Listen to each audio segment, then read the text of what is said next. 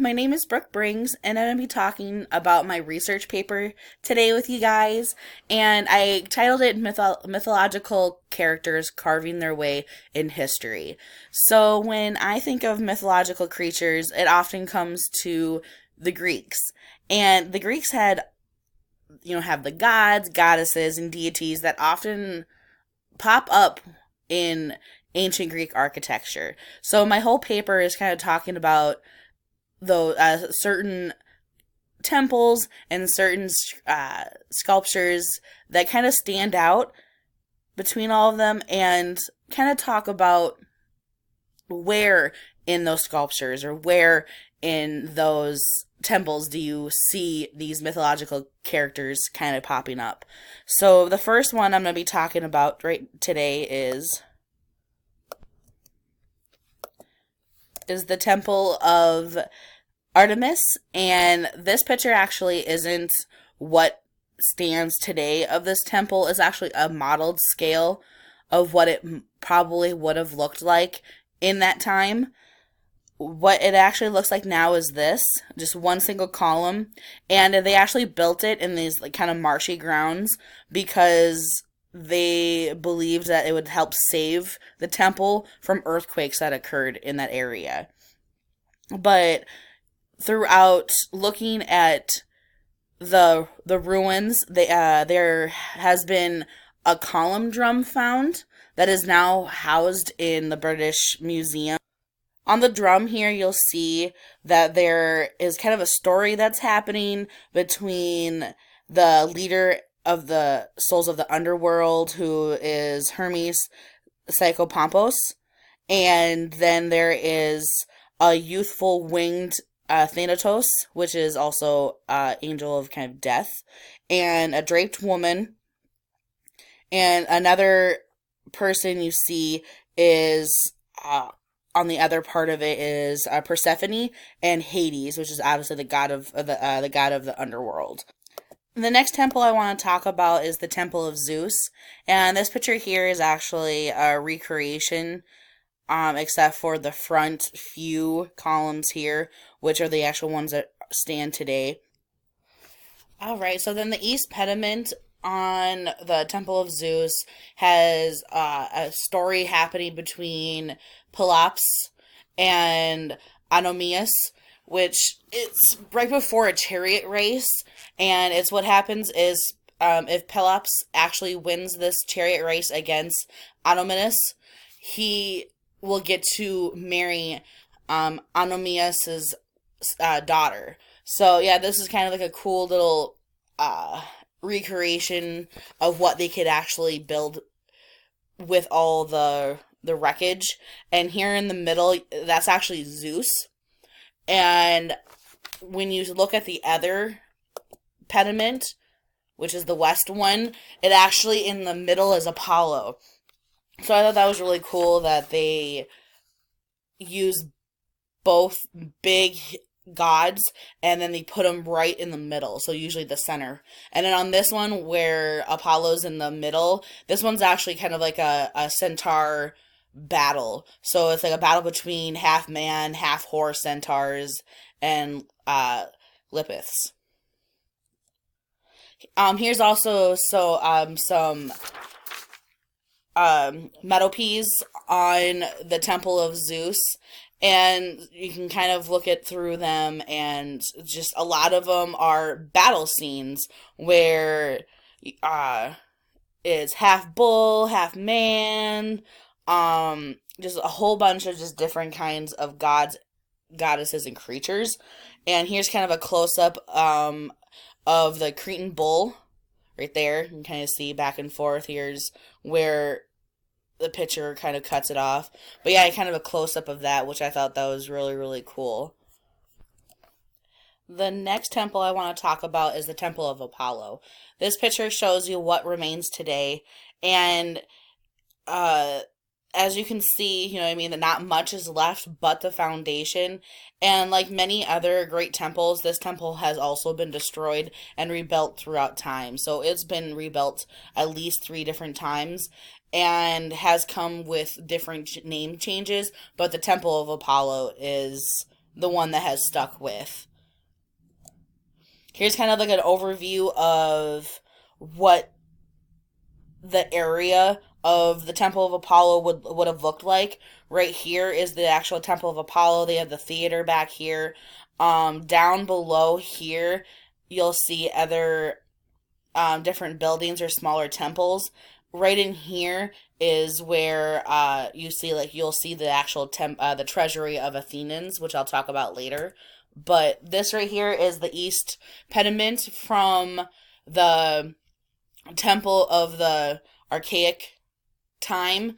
So meaning that throughout being rebuilt multiple different times, there's different pediments or different sculptures that survived. So this one was from the earliest, from the first time it was built temple, and it's supposed to be a chariot race kind of happening, some horses, and then some bulls and stuff like that riding there.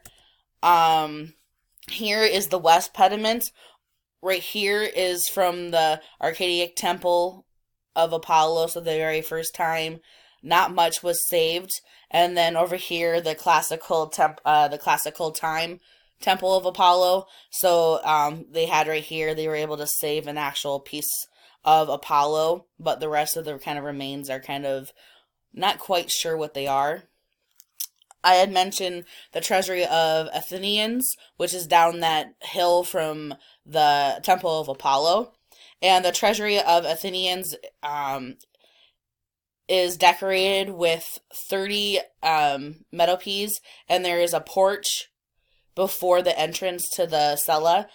And on the metopes, there are mythological themes depicted. These mythological themes include like Hercules, Amazons, and Theseus. The next temple I'm going to talk about is the Parthenon, and it's located on Acropolis in Athens. And the temple was dedicated to Athena, and the Acropolis mountain, or not necessarily mountain, but like hill, is actually 1,000 feet by 500 feet long and wide, and it's nearly 230 feet tall from below where Athens is at, and then up 230 feet. The temple is known for its quality of architecture and sculpture to decorate it. There's actually 92 metopes that are carved extraordinary high. The pediments on Acropolis is filled with a whole bunch of different kinds of mythological characters. I'm going to show you a couple of different views. So yeah, here's a different side of Acropolis and the Parthenon. This is actually a recreation painting that I thought was pretty cool to kind of show you what Acropolis would have looked like. So up here is actually where the Parthenon is, and this is the entrance that you would walk into, and right here is actually a big statue represented and given with the thought of Athena. This is what the Parthenon looks like today. They're still working on recreating it. Well, not recreating, but rebuilding it. But the Acropolis Museum has so much of the remains of the pediments and the frieze and even the metopes. So I'm going to kind of talk about all different kinds ones, but here's some of the metopes or the frieze that you would see on the Parthenon, which I had mentioned there's like 92 of the metopes. Here is what they were able to save and put together of the West Pediment. It's just an absolutely amazing piece, but it's like a fighting piece with Athena and Zeus, which have like horsemen, chariots, musicians, and all different kinds of Olympian gods. And then here's like the East Pediment. Also, you'd see right here Athena and just like a lot of major mythological gods and goddesses for the Parthenon. This is a temple. This is actually the sculpture of Athena Parthenos that was originally located at the Parthenon. It was the most extensive and extravagant piece carved of its time, and you can see even now it's breathtaking with all the golds that they used and ivory, and it was so large that they actually had to build the temple or like kind of make the cella bigger. So they like had to accommodate for how big this uh statue really was. It actually stands nearly 38 feet tall. Temple of Poseidon is actually one of the ones that I believe they placed specifically because of the location.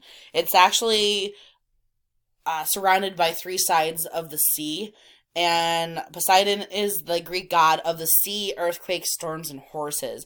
So being surrounded by water on all three sides, the location of the temple makes some complete sense to me. So the temple's metal pieces were blank with no decoration, but most of the temple has eroded over time. But the picture here is what shows is still standing today. They do believe that there was some decorative frieze and pediments, but they weren't actually able to kind of come up with too much of the remains, other than knowing that there was some Amazon battles and the deeds of Theseus.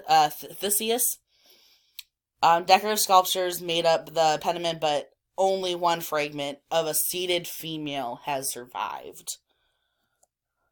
So here's a perfect picture to show you the location of this temple.